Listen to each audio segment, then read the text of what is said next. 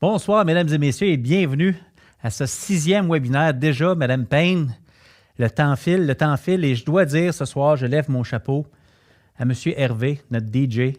Toujours une bonne musique pendant qu'on s'installe dans le Zoom au début des rencontres. Fantastique. Je tenais à le mentionner. Merci aux parents qui sont avec nous ce soir. Merci à vous qui êtes nombreux dans le Facebook Live. Vous êtes nombreux dans le Zoom également.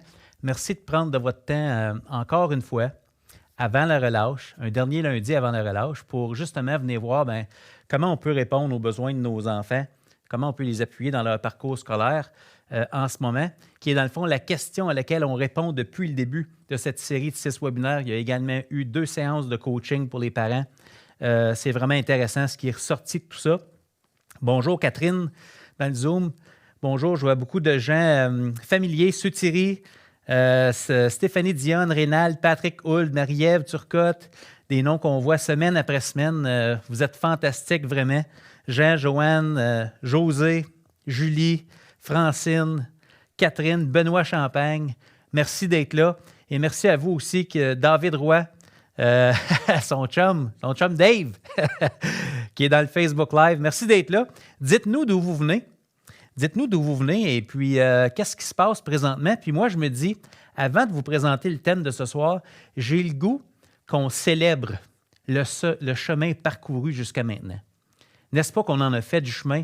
Et puis tout ça, c'est un grand travail d'équipe, n'est-ce pas? Merci à la FCPQ de leur confiance. Merci à mes 2 collègues qui sont derrière le rideau, Mathieu Leroux et Stéphane Hunter, qui s'occupent de l'aspect technique de tout ça. Il n'y a pas de grandes choses qui s'accomplissent seules. Je pense que c'est peut-être un beau message en toile de fond pour aider nos enfants dans leur parcours scolaire. Dans la dernière séance de coaching, on parlait de coéducation. C'est le travail de plusieurs adultes, ça, quand un enfant réussit, au sens large. Alors, je vais faire une petite récapitulation des 5 premiers webinaires très rapidement, juste vous présenter les grandes idées. Et à la fin de cette récapitulation-là, je vais vous poser la question suivante. Quelles sont les idées qui vous ont été le plus utiles jusqu'à maintenant, jusqu'à ce soir? Puis je vais vous demander de prendre position, mais pour vous aider à vous en souvenir, je vous les présente à l'instant. Regardez ça, si c'est beau. On retourne au 18 janvier. Les 4 grandes idées que je vous ai présentées, le 18 janvier, on s'est donné une définition du leadership. Je vous ai dit, tout le monde est un leader. Hein? Tout le monde a la capacité d'avoir un impact positif sur son propre devenir et sur le devenir des autres personnes autour de lui ou elle. Je vous ai dit, qu'est-ce que vous pouvez faire comme parent pour aider vos enfants? Mais première chose, prenez soin de vous. Prenez soin de vous. On ne peut pas donner ce qu'on n'a pas. Donc, si j'ai plus de jus dans le citron, là, on ne peut pas aider nos enfants. Donc, prenez soin de vous. Soyez des modèles de personnes capables de prendre soin de vous pour vos enfants parce qu'eux aussi ont besoin de prendre soin d'eux-mêmes dans le monde d'aujourd'hui. Deuxième chose, je vous invite à mettre les choses en perspective. Peut-être que les résultats scolaires cette année sont différents, mais l'année scolaire est différente aussi. Le contexte est différent. On met ça en perspective. Hein? Je vous ai dit, vos enfants ne sont pas moins intelligents que l'année passée, là. Hein? Les conditions sont plus difficiles. Troisième point, écoutez. Parce que l'impact positif, ça part de l'autre. Il faut savoir où l'autre se trouve. Ensuite de ça, je vous ai parlé de R plus A plus S égale progrès. On donne des responsabilités à son enfant, mais on donne de l'autonomie et on donne du soutien pour les aider à progresser. Ça, c'était le premier webinaire. Deuxième webinaire, je vous ai parlé d'amélioration continue. Comment on se parle, c'est important. On se compare à soi-même. On sort de notre zone de confort, même si parfois ça fait peur. Puis notre but, c'est de générer des émotions positives parce que tout ça, là, ce qu'on fait là, c'est supposé être le fun. Hein? Apprendre, ça rend heureux. Troisième webinaire. Déjà, la pédagogie à la maison. Valoriser l'effort. Hein? Valoriser l'effort. On faisait le lien entre faire sa chambre puis la pédagogie dans les écoles. Est-ce que votre enfant voit le lien entre les efforts et les stratégies qu'il utilise et puis les résultats qu'il ou elle obtient? Important, hein? Donc, on veut valoriser l'effort. On veut miser sur la qualité des habitudes de travail. On offre de l'aide aux besoins parce qu'on ne peut pas apprendre pour son enfant. Donc, on célèbre les progrès au niveau de la qualité des efforts. Ça, c'était le troisième webinaire. Quatrième webinaire, on parlait du numérique, hein, qu'on n'a pas besoin d'être un expert pour aider son enfant. Donc, on se donne le temps d'apprendre le Python. C'est important. Même s'il y a des choses qu'on se dit, wow, peut-être que je ne me servirai pas de ça, on s'est rappelé que c'est important d'aller là où sont nos enfants. Sont où nos enfants dans le numérique? Est-ce qu'on sait où ils vont? Est-ce qu'on sait qui vient dans notre maison? On met l'accent sur les verbes, pas la conjugaison verbale, l'intention d'utilisation des outils. Les outils ont des noms. On ne veut pas mettre l'accent sur les noms, comment ils s'appellent, mais ce qu'ils nous permettent de faire, les verbes. Je vous parlais de Snapchat et autres, n'est-ce pas? On veut regarder qu'est-ce qui est possible grâce à cet outil-là. Et je vous ai partagé également une approche de coaching. Quand on n'est pas l'expert, on n'a pas besoin d'être un expert, on peut poser de bonnes questions à son enfant pour l'aider à prendre conscience de ce qu'il fait, puis des choix numériques qu'il fait également. 5e webinaire, déjà, c'était la semaine dernière. Appuyer l'école de son enfant. C'était-tu le 5e? Il me semble que c'est ça. Ou le 4e? 5e. Appuyer l'école de son enfant. Donc, qu'est-ce que l'école peut faire? Qu'est-ce que mon enfant peut faire? Qu'est-ce que je peux faire? Et comment le numérique est-il à notre service? Je vous ai proposé plein de questions à poser à l'école de votre enfant, des questions très constructives, mais des questions qui se posent pour amener de la clarté, n'est-ce pas? Et puis ce soir, on parle de conversation courageuse avec tout ça. Même si on fait tout ce que je vous ai présenté jusqu'à maintenant, il y a des moments où on ressort de notre zone de confort puis on se dit, OK, il me semble que cette conversation-là est très importante, puis il me semble que je me sens tout croche en dedans un petit peu parce que je sens que les enjeux sont élevés. On va mettre des mots là-dessus ce soir. C'est quoi ça, une conversation courageuse? Pourquoi on l'aurait? Avec qui on l'a? Puis qu'est-ce que ça implique, ça, avoir une conversation courageuse? C'est extraordinaire. Je regarde les commentaires que vous mettez dans le Zoom dès maintenant. Donc, bonsoir Catherine, Benoît. Bonsoir José, vient de Sainte-Julie. Merci beaucoup de ton commentaire. Benoît, exactement. Donc, je viens de vous présenter un survol très rapide de ce qu'on a fait jusqu'à maintenant. Quelles sont les idées là-dedans qui vous ont été le plus utiles jusqu'à maintenant? Inscrivez ça, s'il vous plaît, soit dans le chat, dans le Zoom ou dans les commentaires dans Facebook. Diane Ward, Warda, Saint-Basile-le-Grand, bonjour. Cindy Leclerc, Stéphanie Dionne, Monsieur Hunter qui a placé la question « Quelles idées vous ont été les plus utiles? » Sandy Dupuis, Laurie Couture, la Boss Power, Laurie Couture. Donc, je vous fais travailler, là. Hein? Je vous fais travailler. Qu'est-ce qui vous a été le plus utile jusqu'à maintenant? Je vous laisse réagir et je commence dès maintenant à vous présenter les grandes idées de ce soir. Cindy Leclerc, quel beau commentaire. Les moments Top Gun, hein? Les moments Top Gun, les moments où on sort de notre zone de confort, c'est important de le faire, mais on ne le fait pas tout seul. On le fait en équipe, puis on célèbre. Parce que quand on fait quelque chose qu'on ne pensait pas qu'il était possible pour nous, c'est des moments Top Gun. Hein? On entend une petite musique, là, une petite photo en noir et blanc. Vous vous souvenez de ça, mon saut en parachute? Mais absolument, Sandy Dupuis, les progrès, RAS, responsabilité, autonomie, soutien. Valérie Roy, donner du temps, croire en eux, valoriser l'effort, absolument. C'est plein de choses que vous saviez probablement déjà. Hein? Je vous l'avais dit au début. Il y a plein de choses que vous savez déjà. Moi, mon rôle, c'est peut-être juste de réactiver tout ça. Puis c'est simple. Puis quand on garde les choses simples, ça fait quoi? Ça facilite le passage à l'action. C'est pas obligé d'être compliqué. Les petites choses font des grandes choses. J'osais poser des questions, c'est d'avoir de l'intérêt. Quand on pose une question, ce n'est pas parce qu'on confronte ou qu'on défie l'autorité. C'est un signe d'engagement. Absolument. Merci de nous rappeler ça. Marie-Ève Turcotte, je suis maintenant convaincue que mes enfants vont apprendre. Je suis patiente quant au moment où ça arrivera. J'applique cette patience avec mes enfants et aussi avec mes étudiants d'université. Marie-Ève, tes étudiants sont chanceux. Merci tellement. Diane, regarde les efforts et le progrès. Absolument. Dans le fond, quand on fait ça, Diane, c'est qu'on met l'accent sur ce qu'on contrôle. Qu'est-ce que votre enfant contrôle? C'est les efforts et les stratégies. Les résultats vont varier. Donc, ce qu'on contrôle à 100%, on veut le faire au maximum de notre capacité. Absolument. Absolument. Je commence tout de suite. Regardez ça, c'est beau. J'ai préparé un beau petit tableau, pas compliqué, mais vous allez voir, on va faire parler ce tableau-là ensemble ce soir. Venez voir ça. On va concentrer notre énergie dans le haut à gauche ici du tableau pour commencer. J'ai fait un triangle. Le partenariat entre vous, que j'ai appelé ici le moi, l'autre, qui est peut-être votre enfant, puis il y a l'école ou l'institution scolaire. Vous, c'est le parent. Vous, c'est peut-être aussi l'enseignant. L'idée, c'est que les adultes qui sont ici doivent travailler avec votre enfant, qui est l'autre ici. Et puis, les résultats qu'on obtient à l'école, je ne peux pas les atteindre directement en tant que parent. Moi, je ne peux pas avoir des bons résultats à l'école pour mon enfant. Je dois influencer positivement mon enfant, mais c'est mon enfant qui va atteindre les résultats que l'école lui demande d'atteindre. C'est pour ça qu'on parle d'influence. C'est pour ça qu'on parle d'impact positif. C'est pour ça que vous êtes ici dans le webinaire, n'est-ce pas? Pour se donner des stratégies.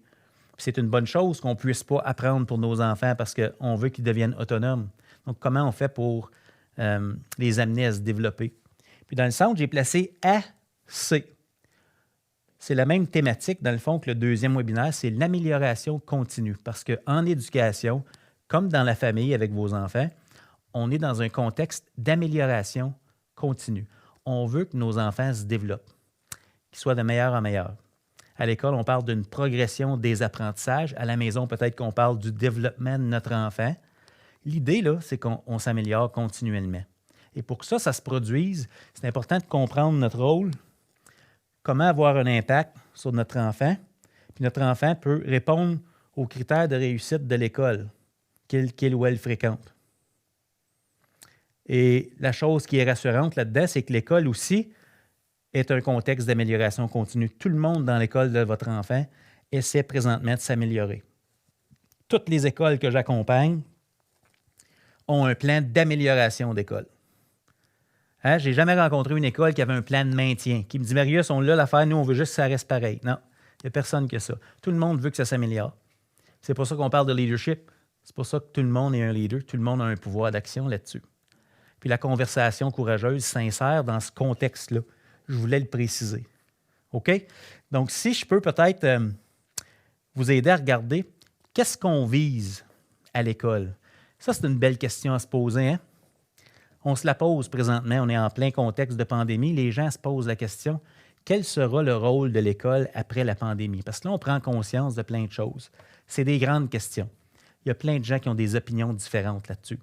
Je vous partage ce que moi j'entends dans le terrain, puis je partage mon grain de sel par rapport à tout ça. OK? Donc, l'école vise certains résultats. Il y a des critères de réussite. Il y a des choses qu'on regarde pour déterminer si on est en amélioration continue. Et la chose avec laquelle on est le plus familier à l'école, dans votre temps, c'était comme ça, c'est les notes, les pourcentages, le bulletin, les crédits, les diplômes, le taux de diplomation, le taux de réussite. Tout ce qui est mesurable, quantifiable, les notes, les pourcentages, les statistiques liées au rendement scolaire. Premier critère de réussite, c'est as-tu des bonnes notes. Hein, c'est même dans notre langage. Ah, je connais un tel. Dans le temps, c'était un premier de classe. C'était un premier de classe. Ça veut dire que l'école, à un moment donné, son travail, c'était de classer les élèves. Vous vous souvenez de ça? Il y avait des premiers de classe. Ça voulait dire qu'il y avait quoi?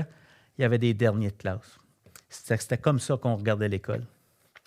Ça évolue, là. Ça évolue. Mes premiers critères, il y a des notes. C'est important de regarder ça. Mais comme on s'est dit dans les derniers webinaires, tout n'est pas dans la note. L'autre chose qu'on regarde dans l'école, c'est quoi? C'est le climat. Pas la température. Hein? C'est l'environnement affectif, socio-affectif, le milieu de vie, la qualité des relations, hein? La bienveillance qui est là. Comment les gens interagissent entre eux, les relations, le climat. Ça a tellement un gros impact sur comment on se sent. Pour apprendre, je vous avais partagé ça, hein? Quand la peur entre en salle de classe, l'apprentissage sort de la salle de classe. Donc, on travaille fort pour ça. Deuxième chose qu'on regarde, on regarde le climat. Cette année en particulier, c'est ajouté une nouveauté. qu'on regarde attentivement pour se dire, hey, est-ce qu'on est bon? Est-ce qu'on est bon pour faire ça? On regarde la gestion sanitaire. Ça, c'est un travail de tous les instants. Ça demande plein d'ajustements et ça occupe beaucoup l'esprit des gens qui sont dans les écoles, vous aussi. Ce n'est pas un critère de réussite habituel, mais on se dit, s'il n'y a pas ça, on n'est pas dans un milieu qui est sécuritaire pour apprendre. C'est impossible d'être ici, en amélioration continue, si on sent que les gens ne sont pas en sécurité pour apprendre. Donc, on met beaucoup l'accent là-dessus cette année, exceptionnellement. Première des choses. C'est normal. On va regarder ça.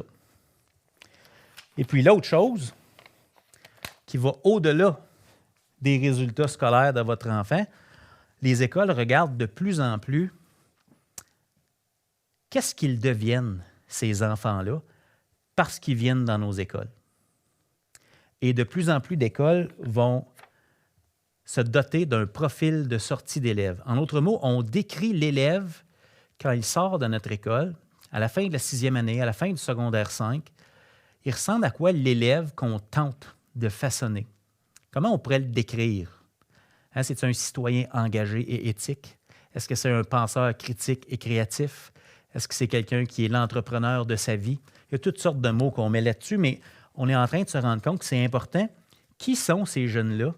Puis qu'est-ce qu'ils deviennent parce qu'ils viennent à l'école? Puis ça, bien, une bonne note ne garantit pas ça en particulier.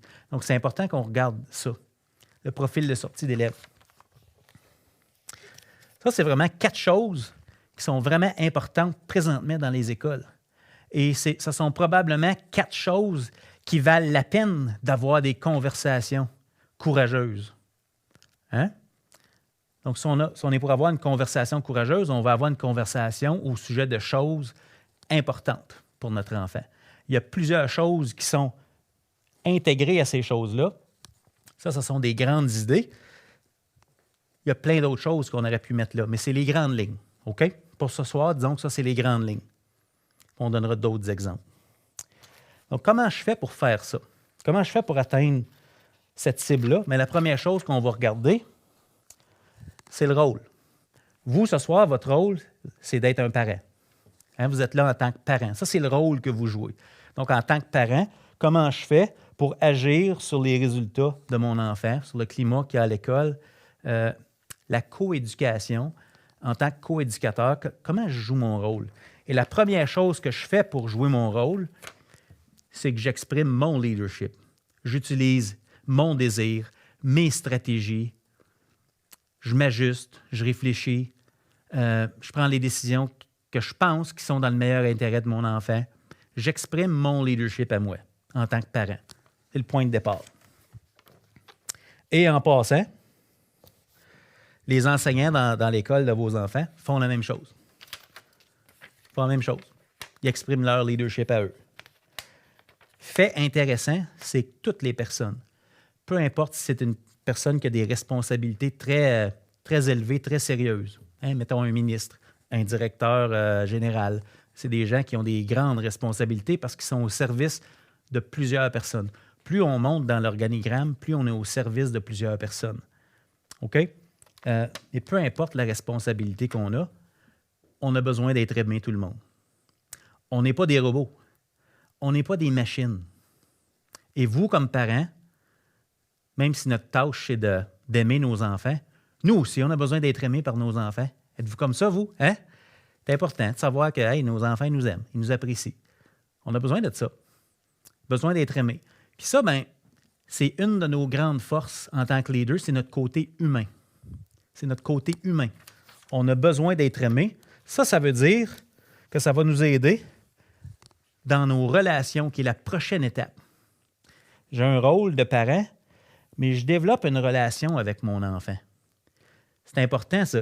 Et parce que j'ai besoin d'être aimé et que je comprends que mon enfant aussi a besoin d'être aimé, ça me permet de faire preuve d'empathie. Ça veut dire que je suis capable de me mettre dans les souliers de mon enfant, de ressentir ce qu'il ressent, de ne pas juger ce qu'il ressent et peut-être de lui communiquer comment il se sent. Vous vous souvenez quand j'ai présenté la métaphore de l'orange? Hein? Qu'est-ce qu'il y a à l'intérieur de nous finit par sortir de nous? C'est important d'être capable de se placer dans les souliers de quelqu'un d'autre, puis de ressentir avec l'autre, puis faire preuve d'empathie. Pas juger ça. C'est beau, hein? Quand même. Côté, c'est pas un côté négatif, mais c'est un défi qu'on a en tant que parent et en tant que leader, peu importe le rôle qu'on a.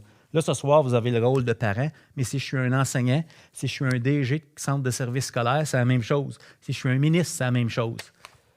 Parce que j'ai besoin d'être aimé, si je remarque quelque chose au sujet de la personne avec qui j'ai une relation qui aurait besoin d'amélioration, parce que l'intention, c'est l'amélioration, parce que j'ai besoin d'être aimé, puis peut-être qu'il y a un risque dans la conversation que je vais avoir, peut-être que parfois, je vais garder le silence. Vous me suivez? J'aime la personne, mais parce que je me dis « Wow, c'est risqué de dire ce que je pense à la personne pour l'aider à s'améliorer », je me dis « Comment elle va prendre ça? » Donc peut-être parfois, je vais décider de garder le silence parce que j'ai peut-être peur de la réaction. On le sait comment ils réagissent, nos enfants, quand on dit la vérité au sujet de certaines choses. Parfois, on n'a pas le goût. Hein? Normal, on travaille fort. Parfois, on ne les voit pas beaucoup. Travailler fort, des fois, on ne les voit pas beaucoup. On se dit, ouais, pas le goût de me chicaner. Là. Mais on garde la vision. On vise ça. On vise l'amélioration continue.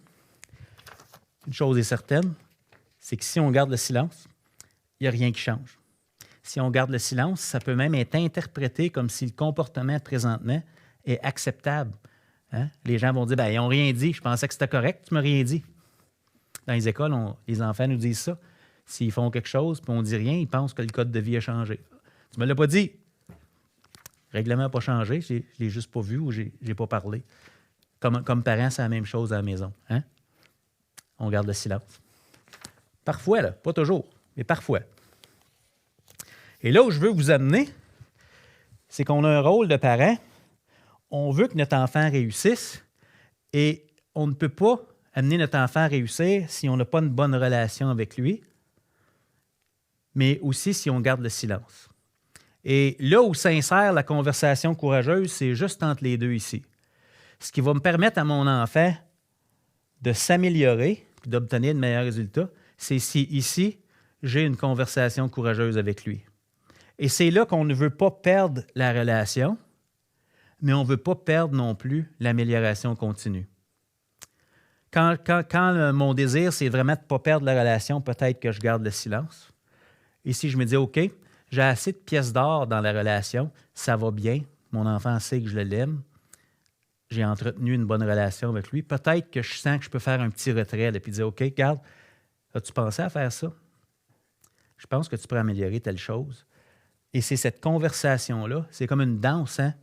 Une danse qui dit, OK, je veux pas perdre la relation, mais je ne veux pas non plus empêcher mon enfant de s'améliorer. Donc, des fois, on fait un investissement dans l'avenir, puis on sacrifie le présent. J'ai préparé une belle diapo pour vous qui résume un peu ce que je suis en train de vous dire. Regardez ça si c'est beau. On va le mettre en plein écran. Je vous invite même à prendre une photo de ça. Il faut parfois choisir l'inconfort de la conversation courageuse pour progresser, plutôt que le confort du silence et du statu quo. Ouais. C'est beau, hein? Ça résume tout. Ça résume tout. Alors, comment on fait pour faire ça? Je vous montre le bas du visuel. Comment on a la conversation courageuse qui est ici? J'ai créé le modèle en bas là. Il y a 4 grands ingrédients dans ma marmite de conversation courageuse. Regardez ça si c'est beau. La première chose, c'est qu'une conversation est courageuse lorsque j'ai un potentiel d'impact positif, mais j'ai aussi un risque. J'ai une conversation avec mon enfant au sujet de son effort, de la qualité de ses stratégies. L'impact positif est très possible, mais il y a aussi un risque d'une réaction négative. ça devient une conversation courageuse. Donc, les émotions sont fortes. Je me demande qu'est-ce qui va se passer. On va réagir à ça fortement. Ça se peut qu'il y ait une divergence d'opinion. Mon enfant ne sera peut-être pas d'accord avec moi que son travail peut être amélioré. Les enjeux sont élevés. En d'autres mots, le sujet dont on parle, peut-être, c'est les 4 post-it jaunes. C'est les résultats à l'école, c'est comment il se sent à l'école, c'est comment il respecte les consignes sanitaires, c'est la personne qu'il est en train de devenir présentement. Est-ce qu'il est sur la bonne trajectoire, notre enfant? OK? Donc ça, c'est des raisons majeures pourquoi on voudrait avoir une conversation. Vous avez sûrement plein d'autres raisons pour avoir une conversation courageuse. Donc, 4 choses ici vraiment importantes. La première chose qu'on veut choisir, vous vous souvenez de la métaphore de l'orange? Première chose qu'on veut choisir quand on veut avoir une conversation courageuse, c'est comment est-ce que je veux me sentir? Parce qu'on le fait par amour pour son enfant quand on a une conversation courageuse. Hein? On ne le fait pas pour déplaire, on le fait pour l'amener à s'améliorer. Première chose qu'on choisit, ce n'est pas les mots, c'est comment je veux me sentir, quelle énergie je veux dégager quand je vais avoir ma conversation courageuse. La deuxième chose que je veux faire, c'est que je veux m'assurer d'avoir la bonne attitude envers mon enfant. Je n'ai pas nécessairement une approche autoritaire, je veux faire certain que mon enfant sent que j'ai son bien-être et le meilleur intérêt pour lui en tête. Mon attitude, l'émotion que je porte et l'attitude. Souvent, l'attitude, ça se sent dans le ton de voix. Dans le ton de voix. Une fois que j'ai choisi ça, là, je choisis mes mots. Qu'est-ce que je veux dire au juste? Qu'est-ce que je veux lui dire? Ça, c'est vraiment important. Et parfois, on n'est pas clair parce que, puis c'est peut-être comme ça au bureau, c'est peut-être comme ça dans votre travail également. Parfois, on entretient l'ambiguïté. C'est pas clair. Pourquoi? Parce que si c'est pas clair, ça a un avantage. C'est qu'on ne sait pas si on échoue. Quand c'est pas clair, on ne peut pas savoir si on ne l'a pas. Mais la personne à qui on donne la rétroaction, c'est impossible pour elle d'atteindre la cible. Je vous en ai parlé en pédagogie. Hein? Plus la cible est claire et qu'elle ne bouge pas, plus votre enfant peut l'atteindre. Donc, quand on a la conversation, être clair, c'est être gentil. Et pourtant, parfois, quand on est très clair, quand c'est très clair ce qu'on s'attend de notre enfant, on a l'impression que ce n'est pas gentil parce que là, il y a possibilité d'échec. C'est tellement clair que s'il ne le fait pas, on va le savoir qu'il ne l'a pas fait et votre enfant sait que c'est un échec, qu'il ne répond pas aux attentes. Vous me suivez? Être clair, c'est gentil. Avec votre conjoint, votre conjointe en passant, être clair, c'est être gentil. On ne rentre pas là-dedans. Être clair, c'est être gentil. Donc, je vais placer ces mots-là ici. Être clair, c'est être gentil. On choisit nos mots. On veut choisir notre attitude et nos émotions. Ce qu'on ne contrôlera pas, c'est la réaction de l'autre. Puis parfois, c'est ce qui nous paralyse. Tant que dans notre tête, c'est pas clair comment l'autre va réagir, on se dit « Ah non, je ne peux pas. Il va mal réagir. » Ça, on ne le contrôle pas. Les 4 post-it ici, je les contrôle ici. Les 4 post-it verts. La réaction de l'autre, je ne la contrôle pas. Et je vous dirais, si être clair, c'est être gentil, être pas clair, c'est pas gentil. Votre enfant ne peut pas réussir si ce que vous lui demandez, c'est pas clair. Votre enfant ne peut pas réussir à l'école si c'est pas clair ce que l'école s'attend de lui. Être clair, c'est être gentil. C'est gros, hein? Tellement important. Alors, la conversation courageuse, c'est ce que c'est, la conversation courageuse. Et là, je vous ai parlé de votre enfant. Vous pouvez aussi avoir cette conversation courageuse-là avec l'école, avec un enseignant, une enseignante, avec un membre de votre famille. Vous pouvez simplement regarder c'est quoi votre rôle par rapport à cette personne-là. Est-ce que vous avez une relation positive avec cette personne-là pour être en mesure d'avoir la conversation qui vise à obtenir le résultat qui est souhaité? Puis peut-être que ces post-it-là changent en fonction du contexte dans lequel vous vous trouvez. Mais ce qui est intéressant, c'est qu'il y a comme un escalier qui mène à ces résultats scolaires-là qui s'améliorent. Regardez ça si c'est beau. Ça commence par le leadership. J'exprime mon leadership. Et quand j'exprime mon leadership, la première chose que je veux faire, c'est d'avoir de l'empathie pour les personnes qui sont avec moi. Je choisis, avec ces personnes-là, je choisis une attitude positive.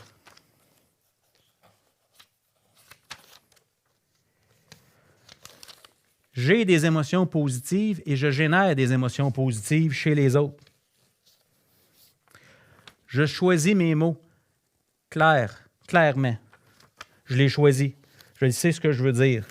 Et je me souviens que si je suis clair, c'est être gentil pour l'autre. Puis regardez où ça nous mène. Si je garde le silence, c'est impossible que j'atteigne les résultats. Donc, on va le mettre en bas ici. Puis ce qui cause ça, c'est parfois mon besoin d'être aimé ou mon besoin, peut-être, si vous n'aimez pas ce qui est là, mon besoin de plaire. Le rôle du leader, ce n'est pas de plaire, ce n'est pas de déplaire. Le rôle du leader, c'est d'amener un changement positif chez l'autre. C'est ça le rôle du leader. Donc ça ici, je l'ai mis en orange parce que c'est positif, ça nous permet d'être empathique, ça nous permet d'être plaisant, mais on n'est pas là juste pour plaire. OK? Puis, quand on regarde l'escalier, j'exprime mon leadership, je fais preuve d'empathie. Si j'enlève ce qui se passe après empathie, si j'enlève l'attitude, les émotions, les mots, et puis ça, le pont entre qui je suis et les résultats qu'on va obtenir, c'est la conversation courageuse. Si j'enlève la conversation courageuse, on ne se rend pas là. On ne se rend pas là. C'est tout le temps qu'on a pour l'instant. Je vous invite peut-être à réagir. Un mot, une idée. Qu'est-ce qui vous aide dans ce que je vous ai présenté ce soir en très peu de temps? Qu'est-ce qui vous est utile là-dedans? Je vous laisse réagir. Un mot pour décrire ce que vous retenez du dernier webinaire de la série de 6 webinaires. Je vous laisse réagir. Marie-Ève Turcotte qui dit « Je suis maintenant convaincue que mes enfants vont apprendre. Je suis patiente. J'applique cette patience avec les... » OK, je l'ai lu tantôt, celui-là. Oui, désolé. Le terme « conversation courageuse », José. OK. Valérie Roy, « volonté de réussir ». Joe Plouffe, dans le Facebook Live, ce que tu dis, c'est très clair. Alors, merci d'être gentil avec nous. Joe, je suis très gentil. Je l'aime. Beau commentaire, absolument. Caroline Lalberté, amélioration. C'est ça le but de la relation avec notre enfant. Oui, on veut l'aimer, oui, on veut que ce soit plaisant, mais notre rôle de parent, c'est de l'amener à se développer. Donc, parfois, on pense à ça. On a la vision à long terme, ce qu'ils peuvent devenir. Joanne, ce soir, image de l'escalier qui mène au sommet de la réussite, Joanne, absolument. Denise Caron, notre rôle de parent est très important. Je l'ai dit au premier webinaire, c'est pas prétentieux. Je pense que les parents, on est les personnes les plus importantes dans la vie de nos enfants. Toute la vie. On est parents toute la vie. Oui. Jean, respect. Denise Caron, dans la réussite. Sud-Thierry, empathie avec nos enfants. Oui, ressentir ce qu'ils ressentent, puis pas juger ça. On ne peut pas décider pour eux ce qui est stressant. Cindy Leclerc, j'adore le mot conversation courageuse plutôt qu'une discussion sérieuse ou autre. Ça fait voir cela sur un autre angle. J'ai même une collègue qui appelle ça des conversations nécessaires. Pas juste courageux, c'est nécessaire. Oui. Par amour. On vient d'une place d'amour. Oui. Réécoutez certainement, Joanne. Merci beaucoup. Stéphanie Dionne, garder l'objectif d'améliorer les choses. C'est le but. C'est se poser améliorer. Oui. Parfois, temporairement, on génère des émotions négatives puis une réaction, mais on travaille là-dessus. On travaille là-dessus. Alors, merci pour tous vos beaux commentaires. Merci d'être présent, encore une fois, pour ce webinaire-là. J'aimerais peut-être vous présenter nos 4 idées principales. Il y en a plusieurs sur le tableau, mais pour respecter notre structure habituelle, je vous partage toujours 4 grandes idées à retenir. Numéro 1, souvenir qu'on a tous besoin d'être aimés. C'est ce qui nous rend humains, c'est ce qui nous rend plaisants. Il faut se souvenir de ça. Votre enfant aussi a besoin de ça. Les enseignants à l'école aussi. Le directeur de l'école de votre enfant aussi. Vous me suivez? C'est tout le monde qui a ça. Ensuite de ça, on garde en tête l'intention de la relation, c'est l'amélioration continue. On ne veut pas perdre la relation, mais on veut amener l'enfant à se développer. Être clair, c'est être gentil. Et pas de conversation, pas de progrès. C'est aussi simple que ça. Ça fait facile à dire comme ça théoriquement, mais en pratique, ce n'est pas toujours facile de le faire au bon moment quand ça compte. Alors, je vous rappelle que, je sais que Mme Payne en a parlé tantôt, on a une nouvelle page pour les parents sur le site web esqualedu.ca/parents appui pour les parents. Vous allez trouver l'enregistrement des 6 webinaires. Celui de ce soir va être ajouté bientôt. Vous avez aussi les 2 sessions de coaching qui sont là. Je vous rappelle que vous avez accès aussi au blog « Tout le monde est un leader ». On publie des articles pour aider la transformation de l'éducation. Il y a le podcast « Tout le monde est un leader ». J'accueille des invités extraordinaires. On va entendre Stéphanie Dionne bientôt, le 13 mars. Écoutez ça, épisode avec Stéphanie Dionne. Et je vous rappelle que l'équipe de la FCPQ est toujours à votre écoute. Marie-Hélène qui accepte vos courriels, vos suggestions, vos commentaires et autres. C'est extraordinaire. Et pour une dernière fois, avant nos prochaines activités, je vous rappelle qu'on vise le progrès, pas la perfection. Merci tellement de votre confiance. Je remercie encore mes très chers collègues à la régie qui font un travail extraordinaire pour ces diffusions-là. Merci encore à la FCPQ pour leur confiance. Et puis merci à vous. Je vous rappelle que quand on accorde du temps à quelqu'un ou à quelque chose, c'est qu'on lui accorde de la valeur. Et votre présence ce soir, ça veut dire que je pense que vous trouvez que c'est important, votre enfant, sa réussite. Donc, j'espère que ça vous a donné des beaux outils et puis j'espère avoir la chance de vous recôtoyer dans des prochaines activités. Merci beaucoup.